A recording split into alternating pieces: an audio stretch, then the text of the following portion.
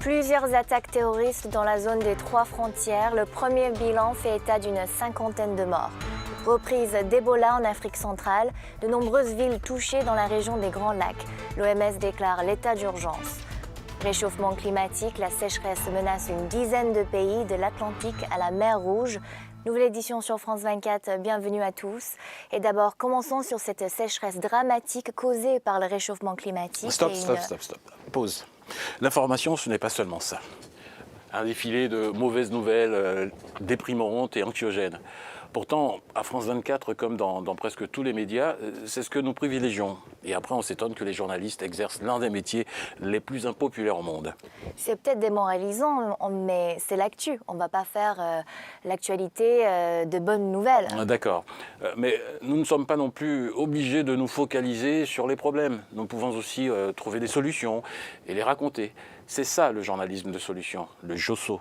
Un journalisme utile, qui donne la pêche et redonne l'espoir.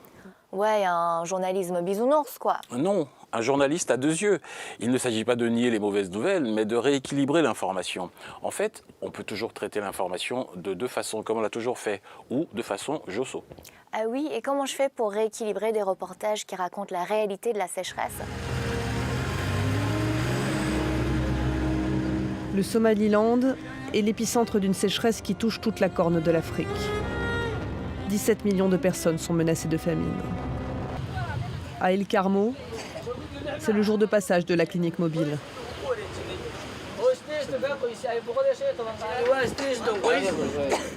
« 18 familles souffrant de malnutrition vont être désignées et recevoir $115 par mois.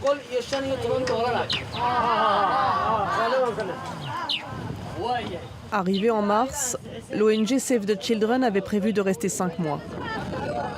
Pour l'instant, la population ne peut se passer de cette présence toutes les 2 semaines.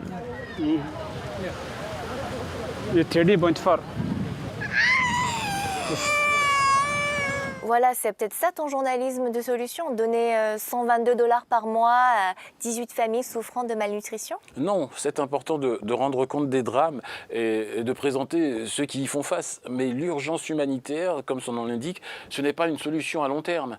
Une situation de sécheresse, le journalisme de solution, le JOSO cherche ceux qui ont trouvé des réponses pratiques et probantes. Mais regarde plutôt ce reportage.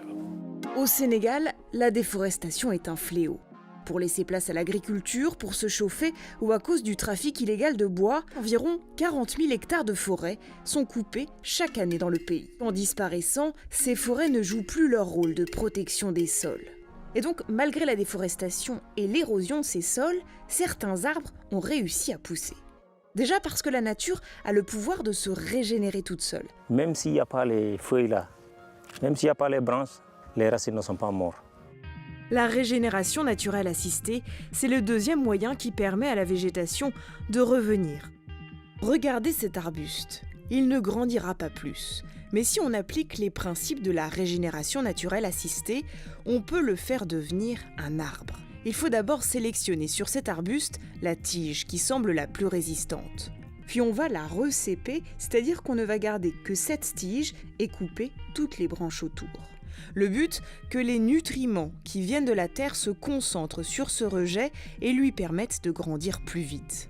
Il n'y a pas d'engrais, il n'y a pas de fumier, il n'y a rien. Il n'y a que la volonté des producteurs.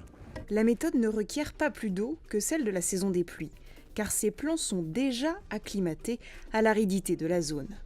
Au bout de 3 ans, l'arbre commence à perdre ses feuilles, déposant ainsi de la matière organique à la surface de la terre. Cet humus fertilise le sol. Et sur ces sols régénérés, des espèces qui avaient disparu ont fait leur retour, comme les arbres fruitiers. Et ces cultures sont source de revenus pour les populations. Voilà un exemple de JOSO. On expose sans fioriture les problèmes, on explique dans le détail les solutions. Oui, c'est sûr, c'est du concret. Et ça s'apprend le JOSO ? Oui, mais attention, ce n'est pas forcément un journalisme facile et plan-plan. Le journalisme de solution, c'est une pratique exigeante et méthodique. C'est pour ça que nous n'aurons pas trop de 15 épisodes pour faire le tour en vidéo de ce genre journalistique pratiqué aujourd'hui par un peu plus d'1 millier de médias dans le monde. C'est clair ? C'est clair. On commence ? On commence. L'épisode suivant pose 2 questions fondamentales. Pourquoi faire du JOSO et à quoi ça sert ?